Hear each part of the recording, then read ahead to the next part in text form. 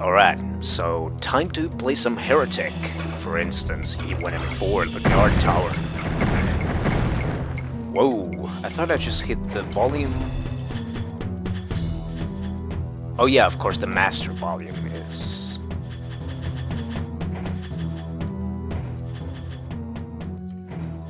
Yeah, I think that's okay. But anyways, this is the 4th level of the first episode. And this map is pretty big and fairly unlinear as well.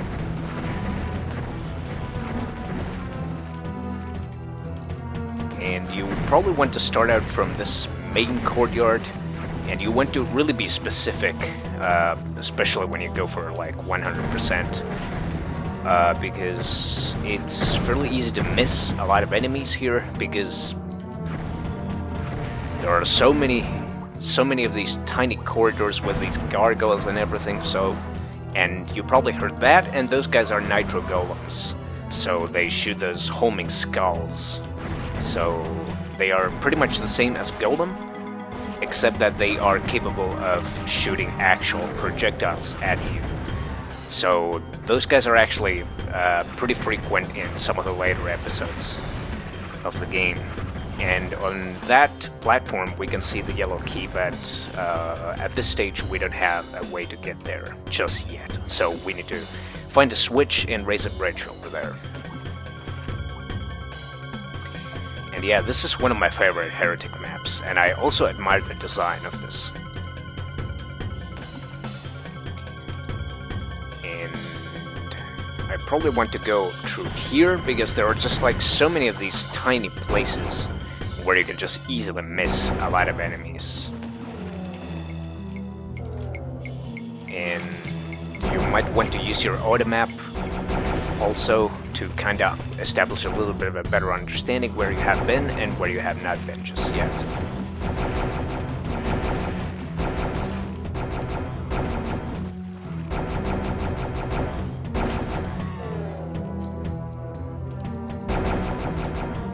Oh geez, I don't actually have an awful lot of arrows, but... And I think there was this... one place where there used to be a small little monster closet out here somewhere. It was somewhere in these buildings. Well, I'm gonna have to use my... Jesus Christ. How do I switch the inventory? Oh yeah, I had to actually change that. Yeah. Because it was not default, so I used my mouse wheel to navigate through the items and everything. Yeah, let's deal with these guys. Actually, I'm gonna wait it out a little bit, just so that I can get... Oh, here it is. And I'm gonna make a quick sweep through the starting area, because I still have a feeling that there are enemies, as indeed was the case. And there's also the other half of the actual guard tower itself. So I took only this eastern side. So the western side has also some gargoyles and everything.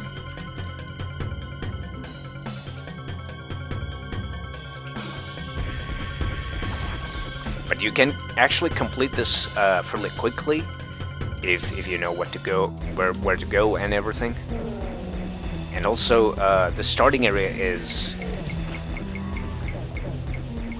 where you can actually find the only secret of this map. This seems a little bit more of a dead end, but it takes you down here. But... oh, I still haven't killed everything. Alright, and that's how you get the key, but first we have to go to this room, and then there's that switch. Do you guys mind keeping your hands away from me? Thank you. I'm just gonna spare my Tome of Power for later on, so use this and you'll get the bridge. And there you go. And now I have to find that secret, which is the only secret of this map, and it can be found from... I think it was... What? I thought it was around here.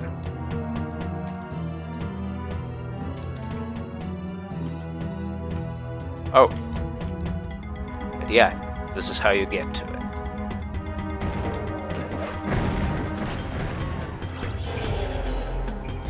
And also, for those who play Doom, might also know this level, because particularly those folks who play Slaughter maps, because this map is actually, it was redesigned for Doom in a megawatt called Kama Sutra, which is a Slaughter watt.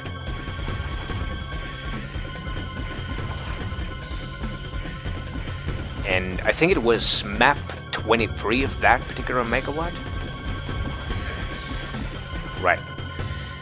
And with that, now most of the enemies should be cleared. So I think it's time to hit that Tome of Power, and we can actually get a Tome of Power from there as well. So we're gonna get there a little bit later on. Please. Now we gotta be fast.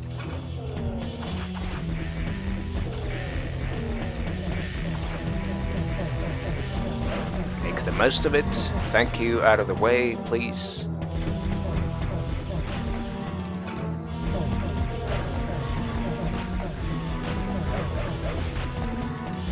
Jesus Christ, how many enemies?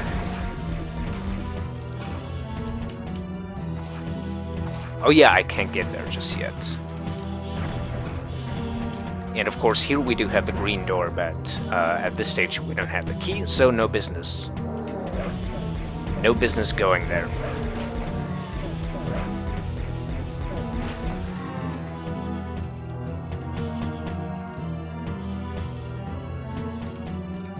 And this is a small side area, so... And I think this actually led us to that Tome of Power. But be careful, because you'll get some Nitro Golems spawning behind you, so... I'm just gonna use that for fun. And that's actually quite nice, because you can actually save some ammo, and... yeah. You might want to stop your skull spamming, thank you very much.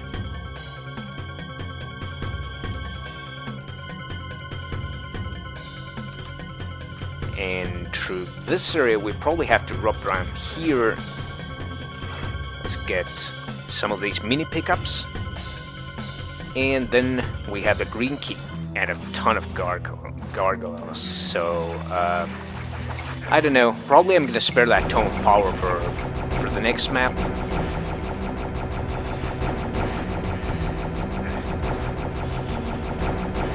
Out of the way, please.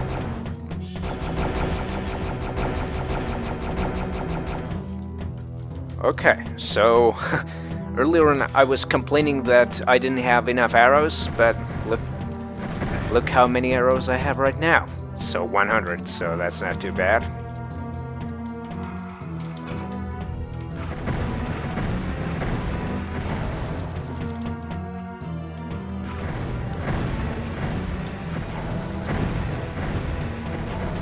Cool. And still 4 enemies remaining. And I thought I heard a gargoyle. Maybe he's out here somewhere. Or could he be inside? It seems that it's coming from this direction.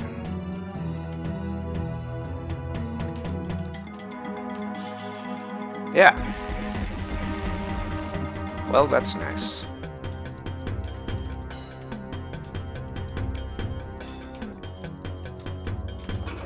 And with the green key, we can go over here. And yeah, these guys are actually called I think they're like Disparal's minions, literally.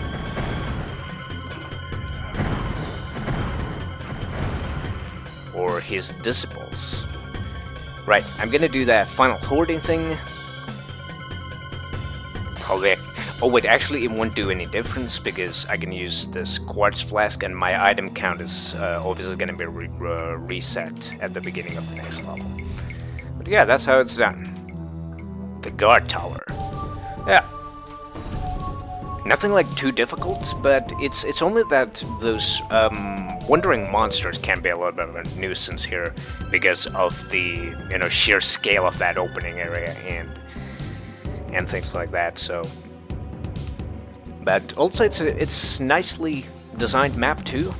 Some nice architecture, and I think I remember reading from an interview. I don't remember the name of that guy, but I think he was one of the level designers of Heretic. One of the two, I think. I don't remember how many people there were exactly involved with the level design of Heretic, but that particular guy, he said that the guy who was working on this map, he probably did this map so that it was a little bit over detailed, so he had to kind of like isolate that lone secret area from preventing it from crashing the game, because there were probably too many sectors or things like that. But yeah, it's a nice map. Not too many intimidating moments, but perhaps those nitro golems and those disciples can be a nuisance, but they start actually appearing a lot more regularly now through this game, now that they have been finally introduced. But in this map, they were just merely hanging around inside the exit room. But those guys can be really a nuisance, particularly if they appear in higher numbers. And because they can fly, and they shoot free fireballs, so they can be somewhat, compared to Mankibai in terms of their firing and things like that. But yeah, that's how the guard tower is done. The next map is the Citadel, and no, this is not Doom 2 level 19 kind of Citadel, but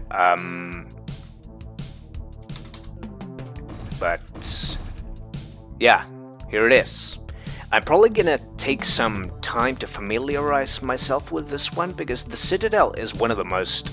It's just one of those maps that it's also quite unlinear, and this map is given how early this map actually appears. It's a pretty big map, so I probably want to sit down and figure the best and hopefully the least time-intensive way to complete this map 100%. So probably gonna sit down for a while and try to figure that out myself.